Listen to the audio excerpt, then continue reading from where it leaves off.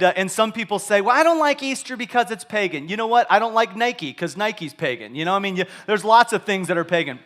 I don't know. The Raiders are kind of pagan. I don't, whatever. I mean, there's lots of things that you might like that might be pagan. The day Sunday, it comes from a pagan.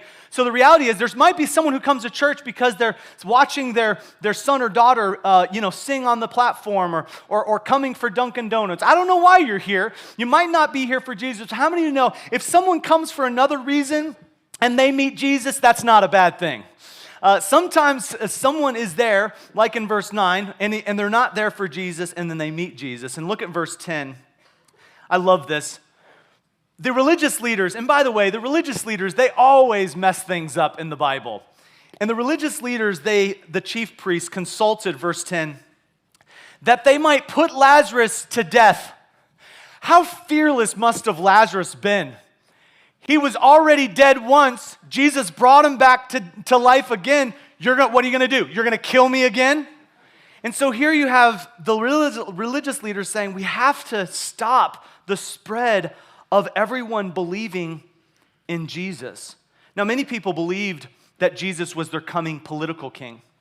Many people believed that he was going to conquer the Romans. Many people believed that Jesus was the promised Messiah, but they did not know that the first coming was not to conquer politically. The first coming of Jesus was to conquer sin, death, and the grave. How many of you are thankful that Jesus came to conquer sin, death, and the grave? And that's what we are celebrating next week as well. But let me paint the picture. Jesus is on a young donkey, and he is riding from Bethany, which is on the other side of the Mount of Olives, and he's riding, and right when he crests over the Mount of Olives, this is the picture of the modern day picture of when he crests over that hill, he would have seen the Temple Mount, he would have seen all of the old wall of Jerusalem, which is what you're looking at right now. There's a museum in Jerusalem that gives you an exact picture of what Jesus would have been looking at. From the Mount of Olives, he would have looked down the Kidron Valley at the east gate. If you will have a picture on the screen in a minute of what that looked like on that day. And when you look into the temple, you would have seen all of the temple, holiest holies, holy of holies, and the outer temple, and you would have seen that eastern gate and everything. And when Jesus saw all of that in Luke chapter 19, he didn't say, "Oh, good." He wept. Look at Luke 19 and verse 41. It says, when he came near, he beheld the city, this is Jerusalem, and he wept over it. Now, why would Jesus look at the city at his first coming and weep? He wept because in verse 42 of Luke 19, he says, if thou hadst known that in this day, he says, the things which belong unto thy peace. He says, listen, you missed my first coming, and I did everything I could in the Old Testament to point you to the fact that I was coming on this day.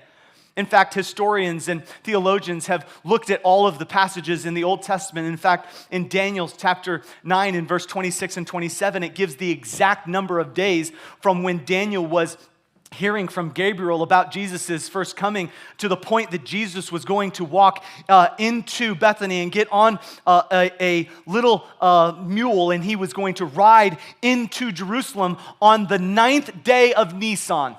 Nisan's not something you drive, it's a month on the Jewish calendar. And so here Jesus is walking into Jerusalem on that day. Now I want to point out something that has brought me a lot of peace, and I hope it brings you peace as well. And that is, there are moments in our life that we think God doesn't care. And I want to point out the fact that Jesus, thousands of years before he was ever born into the womb of Mary and into the family of Joseph, not the son of Joseph, but in the family of Joseph, before that ever happened, before he ever walked and talked with his disciples, thousands of years before then, he was prophesying that he would come. And hundreds of years before that, in Daniel 9, he had said, this is the exact day that I am going to come in. 33 AD, in the 10th day of the month Nisan, he was telling them this is what's going to happen. He was so precise. And I want to just tell you that the God that knows everything that you've ever done and everything that will happen, and he knows the hairs on your head, and he understands every struggle that you've been through, that's the same God that can take take care of your finances and the same God that can take care of your family, He's the same God today. I'm thankful that we serve a God that is precise. Has it ever occurred to you that nothing's occurred to God? That God's not up in heaven saying, wow, that one got me by surprise. Ooh, wow, what in the world? No, we serve a God that we can trust. A God that died like He said He would die. A God that fulfilled over 400 prophecies just in the coming to earth. A God that not only fulfilled all of those prophecies, but fulfilled even more prophecies when He rose again from the dead, which we'll celebrate next week. But I want to point out the fact that, like one author put it, Jesus didn't come to crush the Romans. He came to crush sin. The triumphal entry was not about military victory, but eternal peace. And one pastor said it this way: the king has come not to slay his enemies, but to be slain by them.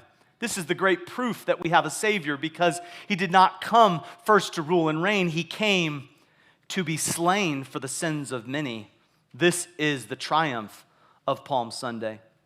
And so the first coming was true, and it was real, and it has been verified by archaeological proof and historical proof and biblical proof. But Jesus is not just come and then gone and will not come again. I'm so thankful that He is alive and Jesus is coming again.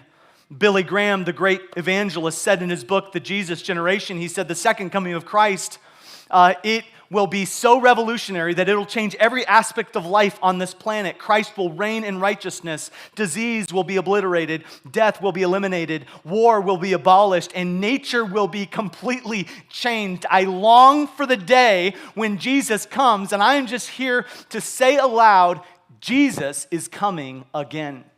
And so here we must prioritize our life with that truth. Yes, He came once, but He promised He was going to come again. Many debate on how He's going to come, but regardless, He's going to come. And so we must prioritize our life with the sense of urgency that King Jesus has come and He is coming. We must prepare for that second coming. And I want to help you in the next just brief moments to give you 3 decisions to make, because the King is coming. The King is coming.